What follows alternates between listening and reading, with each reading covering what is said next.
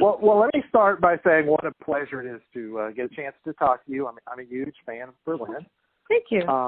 Yeah, I've been a fan for many years. Love the new album that you guys have coming out. I had a chance to listen to it for probably the last week or so, and I cannot stop listening to this. This is great. I mean, wow. It's you guys have done an interesting thing here because in a lot of ways it's sort of a greatest hits compilation with some extras, but these aren't. It's familiar, but it's not the same, of course, because of your work with the orchestra. So, can you tell me a little bit? How did this idea come about to record this album? We were approached by August Day. I think it was the end of 2018 to, do this entire album of Berlin music with an orchestra. And I jumped on the idea because I had sung with orchestras 3 times prior to that. And honestly, Bobby, the first time I heard an orchestra play my music, I cried. I couldn't believe it. It was so beyond anything I had ever imagined for my music, what they were doing to it, what they were adding to it. It took it to another level. And yeah, I agree. From listening to this new album, it's the essence of the song. It's still there. Like I said, it's still very familiar. But yeah, it certainly doesn't take away. I mean, if anything, it adds a complete different layer to the sound and a texture that is hard to describe, I guess, except to just listen to it.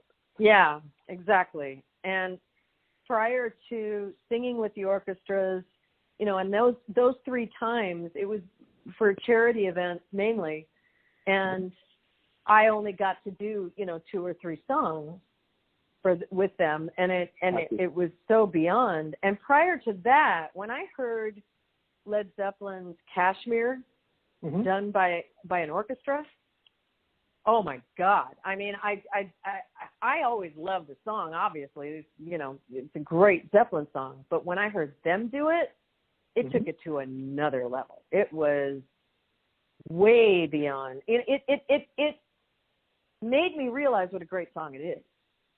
Because of the way they accentuated it and played it and added to it, and you heard all of the different segments and just the different accents, and holy shit, it was just so good that then I was wide open to the idea of playing with orchestras and singing with them. And then when these guys showed up and said, we want to do an entire Berlin album of songs with them, I couldn't wait to sign up. I was all over it. And so the timing was weird because we had just finished Transcendence, and that was coming out in August of 2019, and our 40th anniversary tour was happening right then. So that was all scheduled, and these guys were great. They said, okay, well, we'll record it and then put it out in 2020. So that's what happened. The timing couldn't be better, I guess, also with the COVID situation, because you get a chance to, put some new material out and since you can't really tour at the moment, this is just fantastic, to get this out. So what went into choosing these songs as far as the list of what made the album and what didn't? Was that personal choice or? Well, of course, the 7 hits are on the album. And the rest of them, to be honest with you, were choices of JP, the owner of August Day. He's a big fan of ours, and he knows so much of our material. These songs go from the first album all the way through Transcendence. There's a song he chose from Transcendence to do with the orchestra, the album from last year. So yeah, I mean, it's kind of a full Berlin history of music. Yeah, it is in a way. I mean, it's like a historical perspective set to orchestra music. Yeah. Up to the current standard anyway. Right. So, was there any thought process into, how the arrangement might have to change? Because, I mean, I would assume it's slightly different working with an orchestra. Well, I definitely needed I've never, I've never arranged anything like this. Mm-hmm. So the producer was also an orchestral arranger, and the brilliance of how this was done, it never even occurred to me they could do this, but it was just absolutely wonderful, is he created the ideas for the parts digitally. So he created the strings, and then he created the horns, and then he created the cellos and all of it. He just put it all onto the songs as we recorded them. We did our part, the band part, in the spring of 2019. And so then he created these parts, and then we were able to listen to them and play with them. No, that's a little bit weird, or this song, this is great. Let's do more of this. And like, for example, with Sexima, that song it's a getting laid song, so it's got to be hot. Sure. It's got to be sexy. And when they played the original ideas, or he played his original ideas for us, like, I'm not getting hot with it. It's pretty, but it's not a pretty song. We need to, dirty it up a little bit. So we did. And so then once we got those general ideas there, then he created the parts. He wrote the charts, and then playing with the Prague Philharmonic Orchestra, it was mostly there. So instead of weeks of working with 30 players in a room, sure, it was days, because some things needed to be tweaked because they didn't quite sound the same live as they did, in the digital tracks. So there was a little bit of tweaking, but it was still so easy for everybody. Yeah, it sounds like it was perfectly organized, I thought just so. fit together. Because sometimes when you're doing a project like that, I know when I talk to other artists, and you're having to kind of, I don't want to say piece things together, but that happens in music sometimes because you have different elements that are coming into it. It's not always, as great as this came out, Yeah. But this just sounds seamless. The entire thing. I mean, it's beautiful, and your voice is amazing. I mean, you haven't lost anything off of your voice. Thank you. Fantastic. It's absolutely fantastic to hear these songs recorded this way. Thank you. So tell me a little bit about the album cover. It's obviously of you. Who did the artwork for the cover of the album? I don't know. That's a good question. I just know I love it. It was because this guy, JP, from August Sure. Day, had done another cover and did an entire album with Flock of Seagulls with the orchestra. Mm-hmm. And one thing I have to say, I have not heard that album yet, but one thing I loved was the cover. It was a rendition of the singer in just beautiful. I just loved the way that the picture was created as a portrait. And so I believe that he went back to the same guy or girl, and then they took a picture of me and then did different renditions of it. Yeah, and it looks great. I mean, it I agree. It sort of exemplifies the material that's inside. It's just a perfect album cover for what you guys have put together. Thank you. It kind of has that. Yeah, it kind of has that. I don't want to say Broadway appeal, but it has sort of an appeal of a poster. Maybe for theater or something. And so the style is just great, matches the music, and I just can't get enough of it. I'm serious. I just keep playing it over and over, and it's not like I haven't heard these songs, a million times. I mean, I have the albums. Like I said, I'm a huge fan, so I've listened to these many times. But it's just so interesting, to hear them, put together in this way. So what do you guys? Yeah. So what do you guys have coming up after this? Because obviously the coronavirus situation probably still is something that's, something to work around at this point or to wait out. But what do you have for the band or solo for yourself coming up in the future? Anything at this point? Or Well, at the moment, we're we're shooting the video for the first single from this album, which is Now It's My Turn. We had a very James Bond feeling that the orchestra brought to that song, and we loved it. Mm-hmm. We just think it's great. So we came up with this idea you remember Goldfinger? Yeah, absolutely. Okay, so yeah. So is it kind of a spoof on that? Well, in the beginning, how they have these bodies, and they're projecting patterns and words and images onto the bodies. So we love that idea. Yeah. So that's kind of what we're doing here. We thought it'd be great for a music video. Very cool. So are you just in the process of doing we're making it now? Yeah. Excellent. So I'm looking forward to that as well. Thank you. Yeah, it sounds very creative. So I like this, the style. And like you said, I can visualize perfectly what you're saying from the Goldfinger, like the intro. Yeah.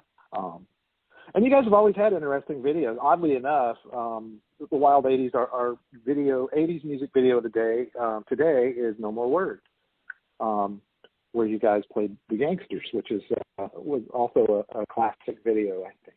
Aww. Yeah, how did that come about back in the day? How did that video come about? That particular idea was mine. I was incredibly taken with Bonnie and Clyde that that came out with Warren Beatty and Faye Dunaway, and my first kiss happened watching that movie. It was just everything was firing at that moment. I just loved everything about it. So when they asked for ideas for that, I mean, it doesn't really fit the song, but we just thought, well, let's just do a little movie. Let's do Bonnie and Clyde for 3 minutes. So that's what we did.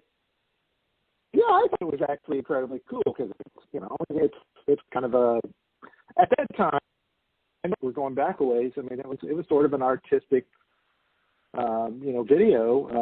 Not everybody had done things like that. I mean, video's been around now for long enough that you see a lot of things that have been repeated. But it's kind of the first time I think I saw that reenacted, that Bonnie and Clyde type situation.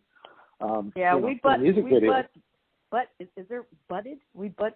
heads with MTV pretty heavily on that video and on Sexima, which came out about the same time. Sure. They were definitely not happy with what we were doing. We don't want guns, and you can't be shooting people, and this is, and I get it. They wanted to keep, a lot of kids were watching MTV. Sure. We all were. But I remember us having to cut things 3 or 4 times before they would agree to play it. Wow, that's amazing. And it's interesting, like, a lot of the songs, especially from maybe the earlier material, well, even still, but, gravitates to more of a, I don't know. I mean, there's a lot of songs about sex, I guess you could say. We were staple. It's a staple for Berlin. Oh, yeah. That's all we thought about. That's all we wanted to do. It's all we wanted to talk about. That's when you're 20, that's what's going on. Pretty much. Not everybody. Yeah. Okay, I'll just say for us. That's what we're Well, and I'm quite sure that, when I was a teenager and was going through album collections, it's not that a song titled, Sex didn't catch my attention, So it obviously worked quite well, So, sex does sell, so that certainly works. But the rendition of "Take My Breath Away" on this new album is absolutely stunning. Oh, thank you. Yeah, it's so beautiful. Of course, the classic song, everybody knows that song.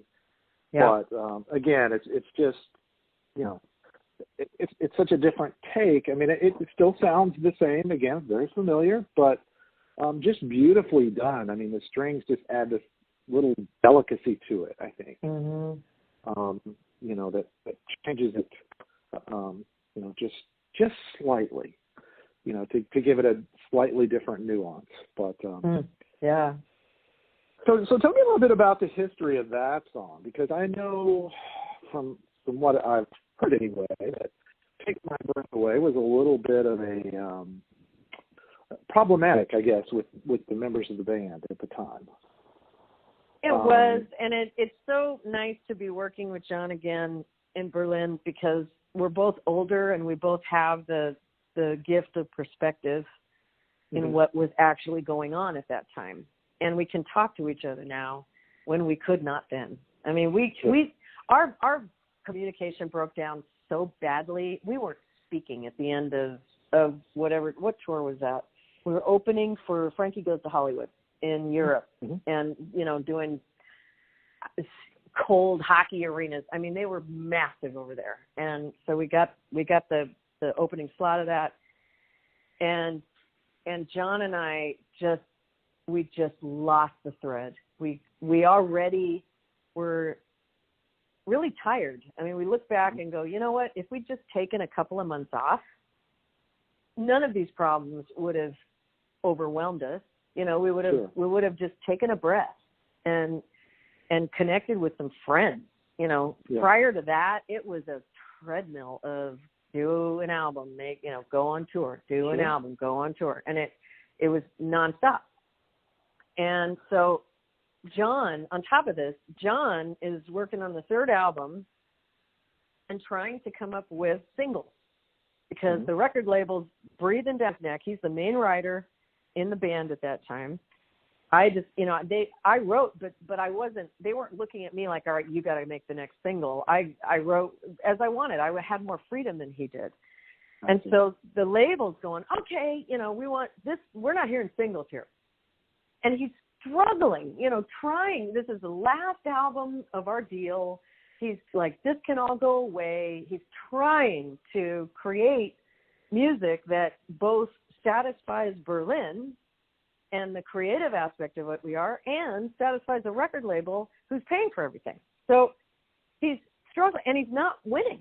He's not producing what they want, and he doesn't know what to do. And in blows Giorgio Moroder, who basically could fart and it would be a hit at that point. He was massive, Sure. And we were so lucky to work with him, and I was so grateful. He's just amazing, and John was too. But John didn't expect, we worked with Giorgio on No More Words. That's how we met him. Sure. And this Take My Breath Away song came in because he got the job for Top Gun to oversee the soundtrack. Giorgio did. Sure. While he was working with us. So this is blindsided John, because he thought, okay, this is my song, No More Words, it sounds great, I love what Giorgio's doing to it. It's a little different than what I would have done, but it's okay. And then Giorgio comes in with a song and says, we have this song, it's going to be in this movie, Top Gun. It's going to be huge. It's going to be out next summer. It's going to be awesome. You listen to this song, see if you like this song. So I listened to it and go, I love it. This is great. Yeah, sure, And John's like, no, this isn't Berlin. This is, it's not my song. We didn't write it. It has nothing to do with us. And the record label said, well, you're doing it. This is not, you don't have a say, this is a big movie, and this is exposure you need. And at that point, they were right. We had no hits. We were nothing. We were an underground band at that point. And they wanted to make some money, so I could see their side of it.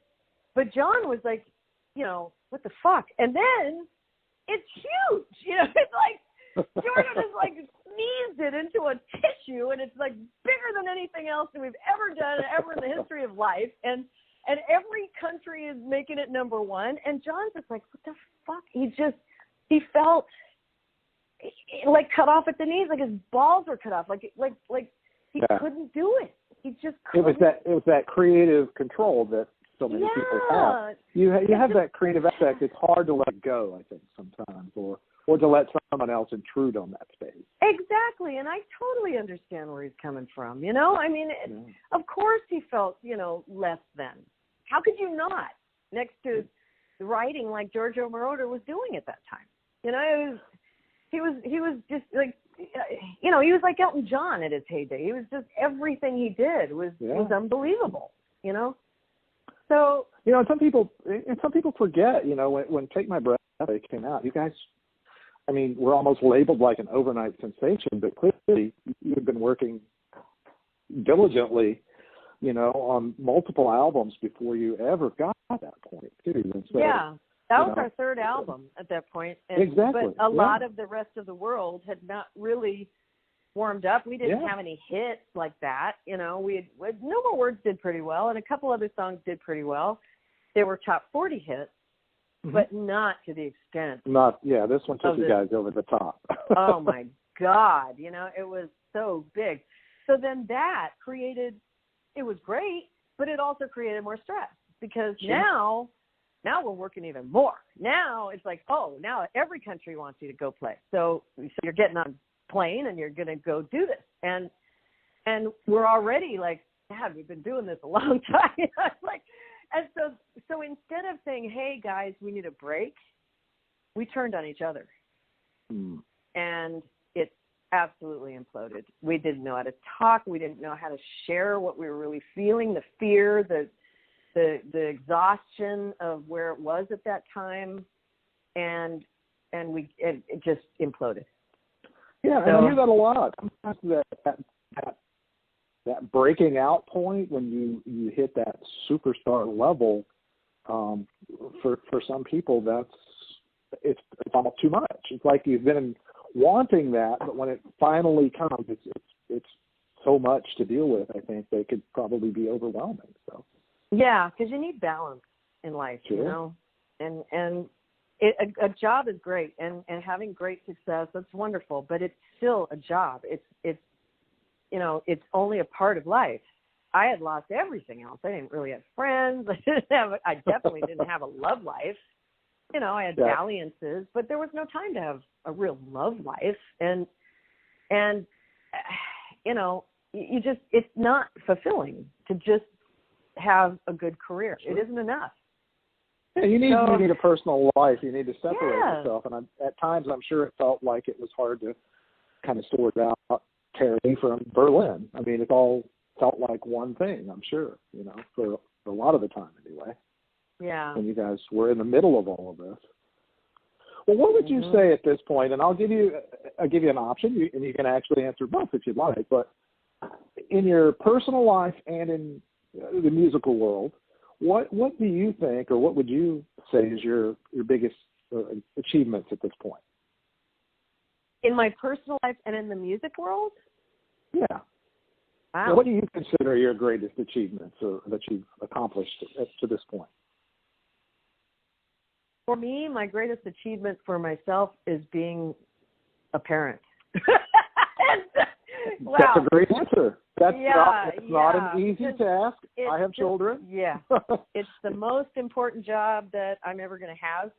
It's going to matter more in the long run than anything else I ever do. And it's fucking hard sometimes. And I'm so happy that I did it. I've become a better person because of my kids in ways that would have been impossible otherwise. So I feel it as just being a parent and that, none of them are on the pole is an achievement.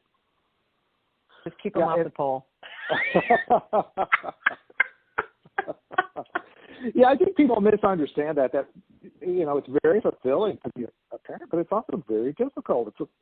Same as being married. I mean, it's challenging, at different aspects of their life. Yeah. But it's also very rewarding. I have 2 children, so I understand what you're talking about. Yeah. And I would probably answer that the same way, for my personal life anyway. So what about musically? What would you consider your best or greatest achievement? And it doesn't have to be, greatest hit single or anything like that. What are you most proud of?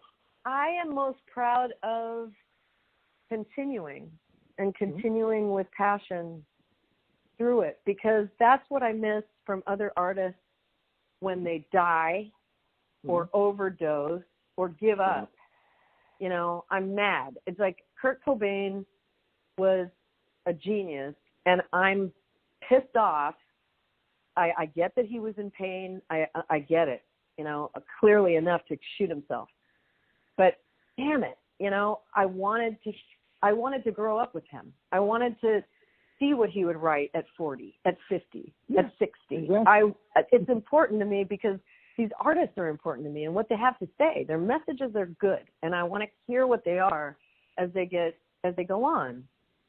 So it's important to continue, as long as someone loves it, not to continue just because, I guess this is what I do now. It's not like that. But Sure. I think that's an achievement to continue and not let my ego take over. Because if it's about, well, do I have a hit this year, or am I packing stadiums this year? Then it's not about creativity. It's about ego. Sure. And I do have to make a living because I got a family to feed. But beyond that, it's up and down all the time, and that's not what it's about anyway. It's about the creativity, and if I'm still connecting with people and they're still buying my records, then it's worthwhile, whatever it looks like, whether it's top of the charts or not this year, it's worthwhile. Well, considering your recent recordings, it's definitely worthwhile. You guys have done a fantastic job. I think that kind of that destroys me inside in a way when I have personal favorites. I have bands that just stop, or right. they stop creating new material and just do the greatest hits tour, which is nice. Everybody wants to hear those songs, and I get that. But I still have a craving for hearing new music from the bands that I'm listening to, and so I think it's still very, very important. And I know for some artists, the sales aren't the same. I mean, you don't have MTV playing videos, nonstop to kind of, pick up that audience. But it's so valuable to the people who have grown up with you, I think, your fans that have grown up listening to your music. There's still a connection to that. And like you said, I think as long as you're still keeping that connection, you're still with your fans and with the people listening. I mean, it's more power to you. I love to see that stuff. I love to see you still continue to create and work as a band and bring new material out. Well, thank you, Bobby. I appreciate that. I so appreciate you taking the time with me. Absolutely. Thank you so much. And we will have this out on our podcast and on our site right away. And our viewers can't wait, I'm sure, to hear about this new album. And we'll have your review up soon because, like I said, it's absolutely fantastic. So can't wait for that release date.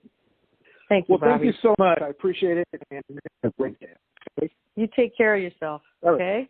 All right. You too. All right. Thanks, Terri. Okay. Bye, Bobby.